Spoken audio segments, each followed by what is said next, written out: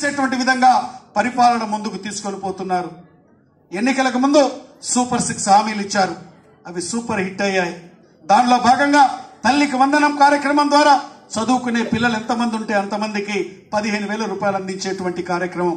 అదే గడిచిన ప్రభుత్వం ఎంతమంది ఉంటే అంతమందికి ఇస్తామని చెప్పి అధికారంలోకి వచ్చిన తర్వాత ఒకరికే ఇచ్చి అదే ఏదో పెద్దగా చేశామని చెప్పి ప్రచార ఆర్భాటాలకు పోయినది ఆనాటి వైఎస్ఆర్ ప్రభుత్వం.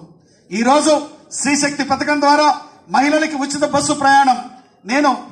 మొన్న నేను మహిళలతో మాట్లాడుతూ ఉంటే, ఏమమ్మా నేను నిన్ననే లింగోసుపల్లిలో కూడా మాట్లాడాను. నిన్న ప్రొద్దున్నే నేను మాట్లాడితే, ఏమమ్మా ఉచిత బస్సు ప్రయాణం వచ్చింది, మీ బిడ్డ దగ్గరకో మనబడి దగ్గరకో కొడుకు ఎక్కడైనా ఉద్యోగం చేస్తుంటే వెళ్తున్నామంటే, లేదయ్యా మేమందరం శ్రీశైలం పోయినాం, 20 మంది మహిళలము 30 మంది మహిళలము, లేదా మేము ఇక్కడికి ఆడ మనకున్నటువంటి రామ్తాబాద్ దర్గా దగ్గరికి పోయినాం, లేకుంటే గుణదల చర్చి దగ్గరికి పోయినామని చెప్పి వాళ్ళు చెప్తా ఉంటే, ఈ రోజు గౌరవ ముఖ్యమంత్రి గారు మహిళా సాధికారతకి నిలువెత్తు నిదర్శనం గౌరవ ముఖ్యమంత్రి గారి యొక్క విధానాలు.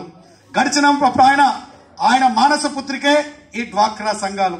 డ్వాక్రా సంఘాలను ఏర్పాటు చేయకముందు మహిళలకి వారికి సమాజంలో ఏ పరిస్థితి ఉన్నది, వారి కుటుంబంలో ఏ పరిస్థితి ఉన్నది, డ్వాక్రా సంఘాలను ఏర్పాటు చేసిన తర్వాత సమాజంలో గాని కుటుంబంలో గాని వారి పరపతి వారి పలుకుబడి ఏ విధంగా పెరిగిందో ఒక్కసారి మీరందరూ ఆలోచన చేసుకోవాల్సిందిగా ముఖ్యమంత్రి గారు మహిళల పట్ల ఎంత గౌరవభావంతో మహిళలకి ఈ రోజు ఆర్థిక పరిపుష్టి చేయడం ద్వారా సమాజాన్ని ముందుకు తీసుకుపోవాలనే తత్వం ఎంత బలీయంగా ఉందో ఈ యొక్క సందర్భాన్ని మనం ఒక్కసారి ఉదాహరించుకుంటే మనకు అర్థమవుతుందనేటువంటి విషయాన్ని ఈ సందర్భంగా నేను తెలియజేస్తా ఉన్నాను. నేను ఈ రోజు డ్వాక్రా సంఘాలను బలోపేతం చేయడం ద్వారా అప్పటి వరకు వారి యొక్క భర్త మీద గాని వారి కుమారుడి మీద గాని ఆధారపడి జీవించినటువంటి మహిళలు ఆ రోజు మొట్టమొదటిగా 50,000 రూపాయలు ఒక గ్రూప్ కి లోన్ ఇస్తే ఈ రోజు 20 లక్షల రూపాయల వరకు, ఒక సభ్యురాలకి 2 లక్షల రూపాయల వరకు ఈ రోజు బ్యాంకులు రుణాలు అందించడం జరుగుతా ఉంది.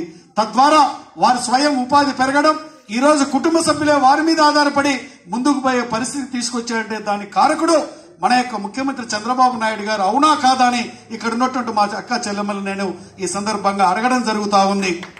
ఇదే కాదు, శ్రీశక్తి పథకం ఇప్పుడు బస్సులు చెప్పాను.